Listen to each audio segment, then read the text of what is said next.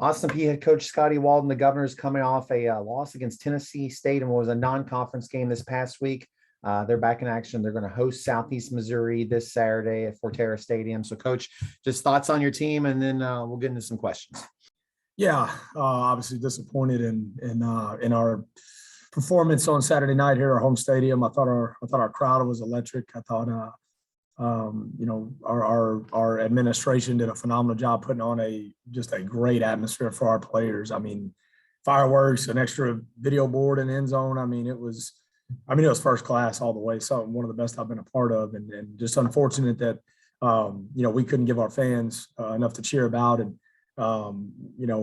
perform at the level we needed to perform at. From a team standpoint, I do not feel that we play without effort. I think we play with a tremendous amount of effort. Sometimes we're just like a bull in a china shop. We don't know where we're going, or we may we don't play with great technique. And at this level, as we talked about, as we get into OVC play, the margin for error is that big.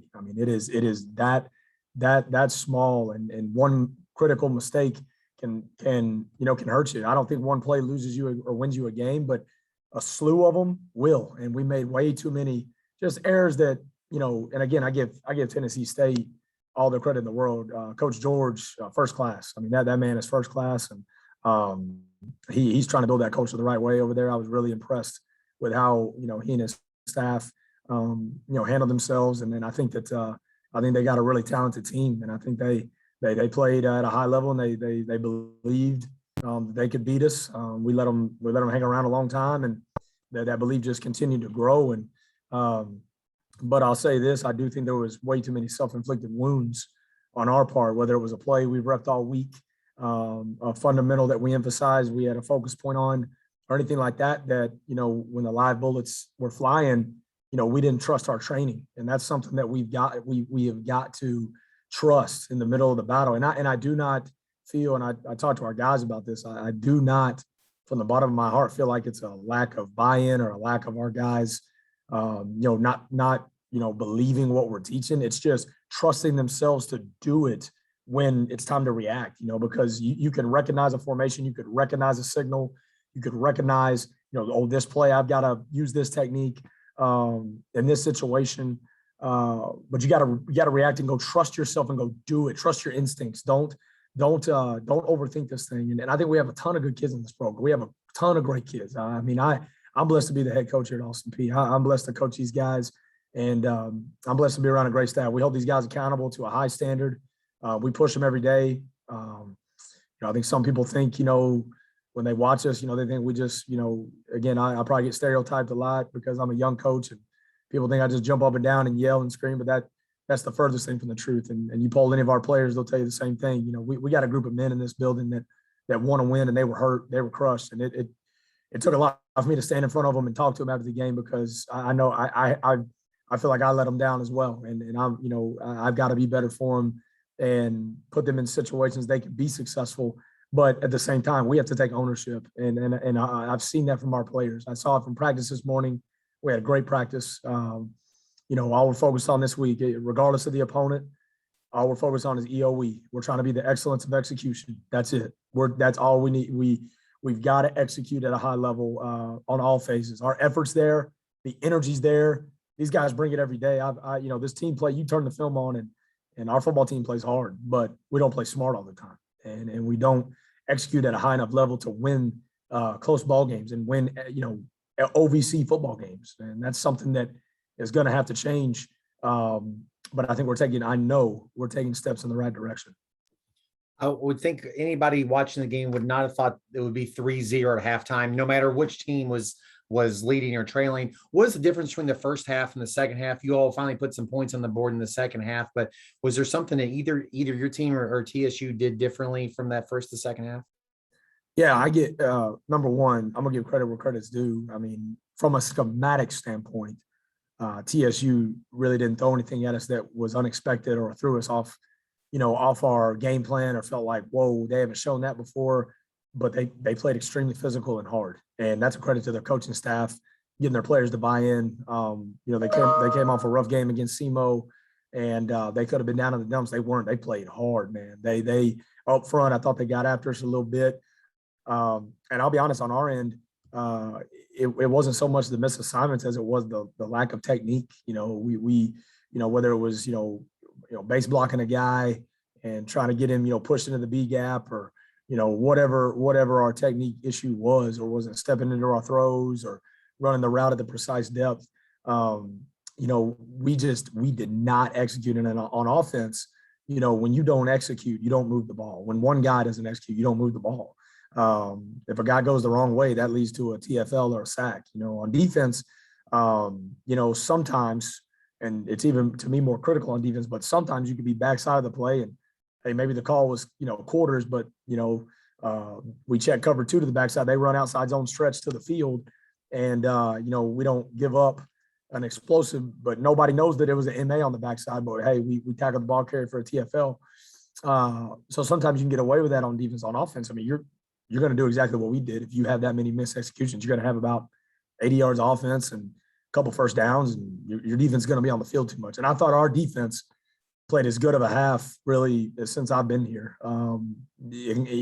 Compared to even that, maybe that Jacksonville State game in the spring might have been the better performance, but not by much. I mean, our defense, I thought, was really, really stellar, flying to the ball, got some big stops to allow 3 points with the field position and the amount of time they were on the field. I mean, unbelievable. You couldn't ask for more. And our defense, I thought, played stellar all 4 quarters. I really did. I think we gave it 1 return on our Night Stalkers unit, our punt unit. But that was about it. Other than that, I thought we played really, really sound. Maddox Trujillo was playing at a high level. Riley Stevens and Matt Riley, our kickoff guy, touchback nation. I mean, he's doing a great job punching it through. And then Matt Ridney averaging about 45 yards a punt. Offensively, we just didn't execute. And then we've got to keep preaching Kyle complimented football. In the second half, we scored 22 points in the second half. And then, defensively, we gave way too many explosives. And again, it wasn't missed assignments. I felt assignment sound is it's literally a step here, a step there, technique being 1 foot out of gap. And as I alluded to earlier, I mean, if you're 1 foot out of gap, on defense, if they catch you, if they go to the right place with the ball, it could change the scoreboard, and it did a few times. Give those guys credit. They made plays. And still, with all that being said, had the ball, on the 20-yard line with 58 seconds left and had an opportunity to go kick a field goal, go win the game. Just couldn't get it done, but the key for us is we got to execute better. We cannot have a lack of attention to detail, especially when you have OVC play. And we've addressed that. And that is going to be a big focal point this entire week. We've already addressed this Sunday night, gave the guys a day off Monday. And then this morning came out and that was a big focus point. And we're just talking about EOE this week. You had Cordell Jackson back. He missed 2 games. Just how's that impacted your team, not having him? And I don't know if he's back to full strength or whatever, but being your defensive leader. Yeah, Cordell Jackson, is the heart and soul of our program. I mean, he really is. He's when you don't have a guy like him on the field, it's not just from a talent standpoint where it hurts you, from a leadership standpoint. But, I will say guys like Kobe Perry, John Edwards, Jack McDonald. I mean, I thought Damian Barber played a stellar game. I thought Javon Young, who was a captain for us last week, played a stellar game. Those guys have really stepped up in his absence. But there's something. It's kind of like not having your quarterback on defense, and when you have him on the field, there's more of just a sense of peace and calm. And I'm not talking about with the coaches. I'm talking about players too. I mean, he's not just a really good player. He's a phenomenal person and a phenomenal leader, and does it the right way. And he cares. I mean, when we lose games, I mean, it kills the kid, and I mean, those are the guys, I mean, our players want to win for. And when we got him back, it was good to see him out there moving around. He looked good. And I think he's only getting better from here. I think he's, back recovering, and I expect him to his reps to continue to improve. And, we got to monitor him every day, but he lives like a pro. He takes care of his body. He cares. And, when you have him on the field, obviously, it's a big time difference.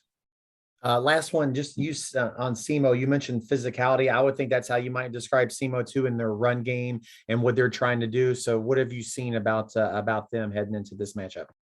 Very physical football team. Got a ton of respect for Coach Duke and his program and the way they handle themselves. And I think that they're very disciplined. They're very sound, and they run the football really well. And I think on defense, they're tough as nails. I think they fly to the ball. They're 3 down front. They chop it up. They love to get after the quarterback, and they love to cause some issues for you in the run game with how much they chop it up. And I think they're a very physical football team. But to be honest with you, I mean, and again, there's no disrespect to those guys or it doesn't matter who we're playing this week. I mean, it's not a disrespect to them or anybody. It's all about us. It's about this football program, this football team getting better. And that's the ownership that we're taking. And that's the stance we're taking, is just try to be 1-0 every single day. Let's be 1% better than we were last week. And let's just find a way to get better. And I truly believe off the practice field today, we did that. I was really, really impressed by the leadership of our team. I thought our coaches really got after it today, and we're going to continue to do that and be a team that not only plays with great effort, great energy, but that executes. And that's when you put those 3 things together. I think we got a chance to be a tough team to beat for a lot of people. But until we do that, we are where we are. You are what your record says you are. That's why I told our team we're 2-3 right now, but we're also 0-0 in OVC play, and that's the flip side of it. We got to hit the reset button. We have played really good at times and really, really poorly at times, and we've let a lot of things slip through our fingers.